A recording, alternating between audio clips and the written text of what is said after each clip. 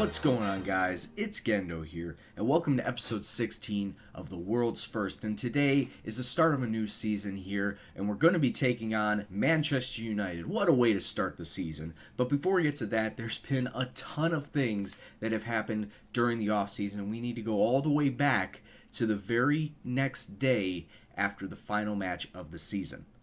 Since I no longer had it in my timeline, I did take a screenshot of it, put it on Twitter. This is what the initial board set for the budgets, both transfer and wage, for the next season. Now, considering this, last season we finished with a wage budget of $58 million and a transfer budget that was just scraping $200,000. To see that it bumped up to $69 million for the wages and $36 million for the transfers, I got absolutely giddy because that meant I could go out and start spending, and that's exactly what I did. But we'll get to those transfers in a second because there's more to this story, and you'll say why I kind of got nervous that we may not have had a third season to this series. A month later, we would come to find out that the owner, David Gold, would then retire from his position as, of course, West Ham primary owner, which means that we had been in the talks of a takeover by various consortium. Now, that meant that I couldn't have any transfers, I couldn't, make any transfers. I had a bunch of transfers lined up, those would go through, but I couldn't go out and actively try and buy any new players. But flash forward just a couple weeks later, and the takeover did in fact go through. A guy by the name of Macaulay Logan, who is a regen owner by the way, did in fact make the investment into the East End club, and with it gave us an extra £30.5 million into our transfer area. Well, just into our bank in general. But with it, we had to take a £20 million bank loan out. So in the end, I guess that's an extra £50 million into the bank, but of course that $20 million doesn't, stay. That needs to be paid back. Also, taking a look at the last bit of news, Logan wanted to bring in a new manager, which meant that, once again, I still couldn't go out and sign players. I still couldn't make any transfer because I didn't know what my future was going to be. Would I stay at the club? Would I leave? Would I get sacked and have another manager brought in? Only time would tell. I had to remain patient. But then just a few days later, it was lifted and we were able to start bringing in players again, and you'll notice that on the ins that there was a distinct gap between the 1st of July, which was all my preset transfers, and then the 25th of July, which was just after when the embargo was lifted. So without further ado, let's get into those transfers, both ins and outs. Let's take a look at the outs first, and there were quite a lot of them. We sold 6 players for money totaling £21.5 million. The most expensive one that we brought in was Diego Poyet to Watford. Watford bought him for £6 million. He was a center mid that was on loan for the last couple of seasons and just did not think that he was going to break into the first team, so it was best for business just to let him go. Also, Alberto Pelosi, like I said before, I wanted to try and get rid of him, and I did for a little less than I would have liked, to be quite honest with you. We sold him to Everton for £5 million. I feel that he was worth at least 6, but Everton wouldn't budge from that $5 million, so I had to bite the bullet. Just did not want to keep him around, especially with the striker that I was bringing in. So £5 million, an okay deal. Both Bosnian boys, Kalashnik and Bikacic, have left the club for a total of £8.5 million. Kalashnik is going to Lazio and Bikacic going to Bournemouth. With the amount of defenders that I was bringing in, it just did not make sense for me to keep those two around. I know Kalashnik, he is a very pacey left winger, and Bikacic is a very solid defender, but at the same time, I just did not feel that it was right for me to keep him on. And then finally, the 2 other players that I sold for money were both goalkeepers in probably a controversial move. Adrian and Victor Valdez I sold for a combined £2 million. Adrian is going to West Brom and Victor Valdez going to Nantes in France. Everyone else on the list is either sold on a free, or released on a free I should say, and all of those are youth squad members that just did not feel that they were going to break into the first team, and a whole bunch of loanees. Now taking a look at the ends, and we're going to do this in chronological order. My first one was a very, very big capture for the club, a magnificent capture we got Jack Butland from Stoke. Yes, we may have bought him for £10 million. We may have overpaid for him, but he is the best goalkeeper. He is the best goalkeeper, young goalkeeper in England, and I feel that he can only get better.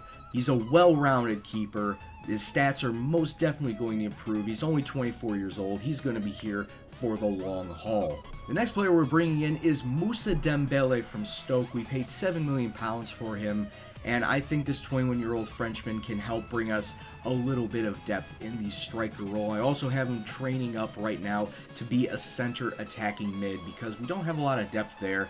I think Dimitri Payet and Marlon Fellaini are the only two players who can utilize that center mid role.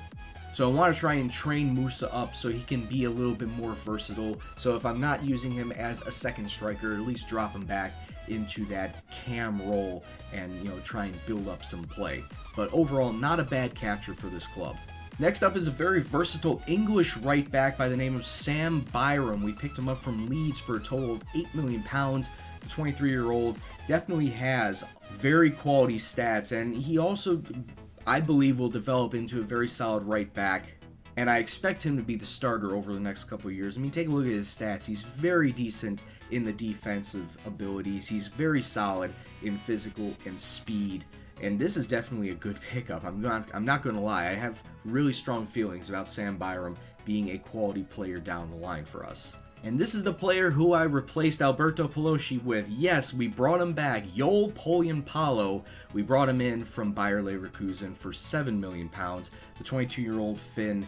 Of course, you saw how he played in his 2 matches here at the club. He just banged in the goals for fun. He had 4 goals in his 2 appearances, and I can only assume that he is going to do the same here over the next couple of seasons. He's very fast. He's got an eye for goal. There's just no stopping this young man. Next up, we have another right back for the future by the name of Borja Sanamaterio. He's coming in from Racing Santander. We bought him in for only £900,000. That was the minimum release clause for him, so I feel that we got a great bargain for him. He's got very decent pace, 14 pace, 13 acceleration. His defensive traits could use a little bit of work, but overall, not a bad youth prospect for the future. He's currently at loan at Leicester. Another player we brought in for £7 million, it's Neven Subotic, a center back who we got from Borussia Dortmund. 6'4", he's very tall, and I really like tall defenders. And I just take a look at his defensive stats: 18 marking, 18 tackling, 17 positioning. I don't care if he's not all that pacey anymore. He is going to be an anchor on the back line. He's definitely going to help us out both attacking and defending corners with that big aerial ability. Now, this is signing I was kind of on the fence on when I made it, but I feel that he's definitely going to help us out in the long run as well. Sebastian Driussi.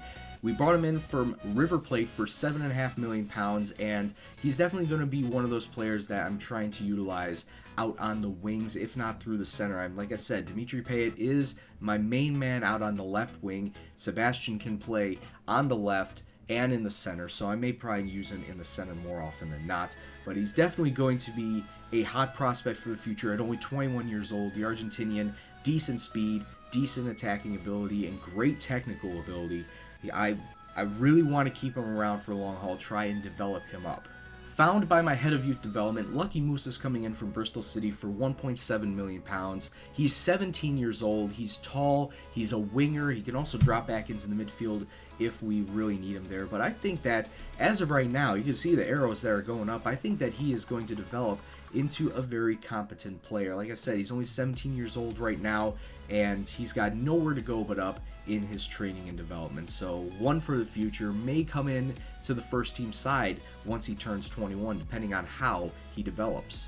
And then finally, as the replacement for Sead Kalashnik out on the left wing, it's Charlie Taylor, who also has come in from Leeds for £7 million. And like Sam Byram, he's very decent in his defensive and speed capabilities, and he can definitely complement Aaron Cresswell out on the left, and I don't feel like it would be too big of a drop down if I needed to rest Aaron Cresswell for a while. I think Charlie Taylor can also develop into a competent left back. And with all those signings going ins and outs, I mean, we spent 54 million pounds bringing players in. This is what our finances look like. Because of the consortium takeover, we did get a big chunk of money. That's no problem. That's why we're up at 57 million pounds as our overall bank balance. We are making a little bit of a loss every month, but it's not going to hit us where it hurts right now.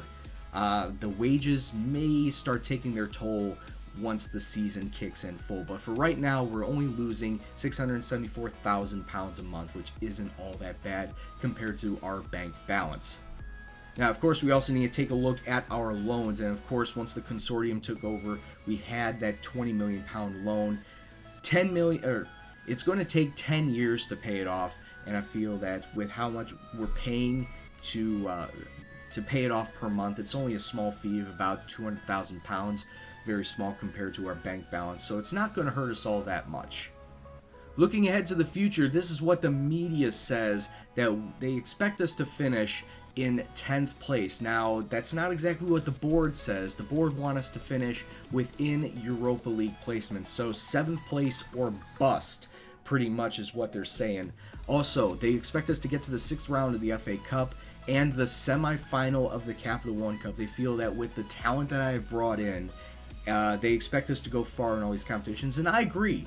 I honestly agree, because I'm spending this money, I'm bringing in quality players, and I expect them to commit, to compete, and to perform to the best of their abilities, and hopefully we can get stuff going and we can make strides and push up into Europe placement for next season. So, without further ado, let's get into our first match of the season, and that is, like I said, against Manchester United. What a way to start the season. And right off the bat, we're not going to have our starting right back, as both John Flanagan and Sam Byram have come away with injuries in training, and I believe both of them are going to be out for the next couple of weeks. And John Flanagan actually out for 4 weeks with a thigh strain. Sam Byram not all that much. He's only out for the next week thanks to a strained wrist. So starting at right back today is going to be Reece Burke. Reece Burke is one of our youth prospects. He's 20 years old, and I feel like he can get a solid job done, even though he is more of a center back than a right back. But the rest of the roster, of course, Jack Butland is going to be in net. Subotic, Hoban, and Cresswell will be along the back line. Obiang and Mark Noble will consist of the two center mids. Our wingers will be Payet and Zivkovic. Our center attacking mid will be Driussi, and Jamie Vardy will be sitting up top today. I'd love to start the season on the right foot, but then I do realize it is also Manchester United, so we can have to temper our expectations just a little bit. If we can come away with a draw, that would be absolutely amazing. So let's kick off and see what happens. Alright, first minute, and we have some great passing movement. Jamie Vardy getting around one man, tries to take a shot, but it goes wide.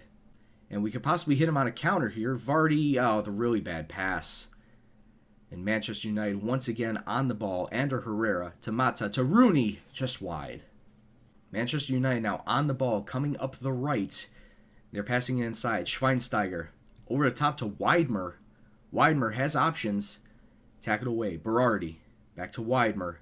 Coming inside. Good tackle from Subotic. And Hoban. It's just a clusterfuck in the box. Who's got it? Good save from Jack Butland. Juan Mata at point-blank range.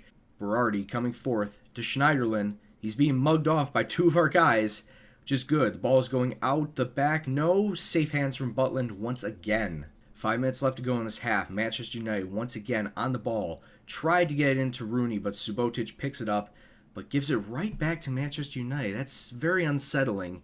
Reece Burke, long ball over the top to Payet. He comes down with it. He could take it up the wing. Instead, crosses the pitch to Zivkovic. Zivkovic to Obiang. Goes over the top to, tried to get it to Vardy. We still keep the ball. Obiang to Noble. Not a lot of passing options. Driussi to Payet. To Obiang. He takes a shot, but De Gea with the safe hands there. Zivkovic, short option to Payet. Inside to Hoban. Thought he would have backheeled it on, but De Gea with the safe hands. And we're going to come up to halftime 0-0. There's been plenty of chances for both sides, but both keepers are coming up golden, both De Gea and Butland, keeping us in this match. But we've just been unlucky. We've definitely had our chances, but we've been unlucky. So let's keep going out there. We could definitely come away with something from this match. It's 0-0, but, you know, there's got to be a goal coming. Free kick, Payet into Hoban, but it's back out to Payet just 3 minutes in. We could have a chance here. Vardy, oh, point blank range, and De Gea with a save. Good takeaway from Payet. Recycles it to Butland, and Jamie Vardy's going to come down with it, but he's surrounded by just all sorts of Manchester United players. Driussi to Payet. Payet cutting inside. Lays it off to Driussi. Takes a shot. Another good save from De Gea. Reece Burke. Oh, throw in, but it was just automatically taken away by Manchester United. We do get the ball back, though. Obiang to Zivkovic to Driussi. Oh, tried to put in a pass, but that was a really bad pass.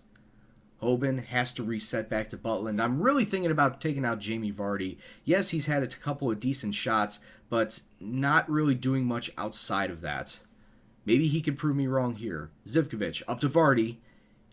Took a shot, but it's deflected away for a corner. Yeah, I think at this point in time, before that corner resolves, I'm going to sub out Jamie Vardy. We're going to bring on Moussa Dembele in his debut for the club, and he's better as a complete forward. I don't really use complete forwards, but we're going to use him here. So let's get him subbed in, and let's see how this corner goes. Zivkovic lays it off short to Payet, and I think the short corner is not going to be the best option.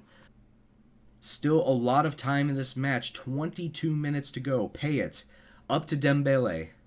Dembele surrounded by Manchester United players. Can't really do anything with it. But we do get the ball back. Driussi to Dembele. Turns and shoots. It's going to be a corner. We have just been battering Manchester United this entire game. Outside to Noble. Takes a shot. Oh, it bounced off the post. It deflected off a Manchester United player and then off the post. Could have been a goal. Could have been a really lucky goal. Payet inside. It's going to be another corner. And I don't think Mark Noble should go with that short passing option. He gets it into Hoban to Obiang. It falls. It pinballs in the box, but it's cleared away. Another chance goes begging. 15 minutes left to go, and a good tackle away from Noble. Tried to get it up to Payet, but it's now taken back by Manchester United. Herrera into Martial. Crosses it in. Who is that? Oh my God, are you serious? Hakim Ziyech. I've honestly never heard of you, and you get Manchester United on the board. Oh, very undeserved. With the way we've been battering Manchester United for most of this match, this just seems like a very undeserved result, as Ziyech just with a very short angle shot. Butland didn't move. Couldn't move. So 3 minutes of stoppage time were put on the clock. 2 of them have already gone past, and I don't think that we're going to come up with an equalizer, which is very, very disappointing. And a shame, really, because we dominated this match. We dominated most of this match. We battered their net. 20 shots, 6 of them on targets, but Manchester United get a sneaky short angle shot and a short angle goal, and that ends up being the difference, as time is just about to go out. As we lose our first match of this new season, 1-0 to Manchester United. We were really unlucky. I mean, I'm going to tell them straight up. You were unlucky because you played very well. And to go out like that is really a shame. To not get anything from this match really is a shame. So, oh well. It's the first match of 38. Long season ahead of us. Let's just put it in the back of our minds and move on. So let's take a look at what our schedule's looking like. And this is what our schedule's going to look like over the next few match weeks. And nothing too tough, to be quite honest with you. We have Newcastle, who, well, honestly have been a thorn in our side the past couple of seasons, but nothing too bad. Aston Villa, who are still in the Premier League, surprisingly. Capital One Cup match, then Stoke, and then Southampton. I think, honestly, we're going to come back versus Southampton because they have been the worst offender out of these teams. They have prevented us. They have grabbed late goals against us, and I feel that we need to set the record straight. We need to go after these guys and try and get a victory here. So when we come back, it's going to be West Ham United versus Southampton. So until that time, I'd like to thank you very much for watching. If you liked what you saw, please hit the like button, subscribe if you're new, and you want to see more FM content on the channel. Any comments, suggestions, questions, anything else, please leave in the comment box below. But as always, this is Gendo, and I'll see you in the next video. Take care, and peace out.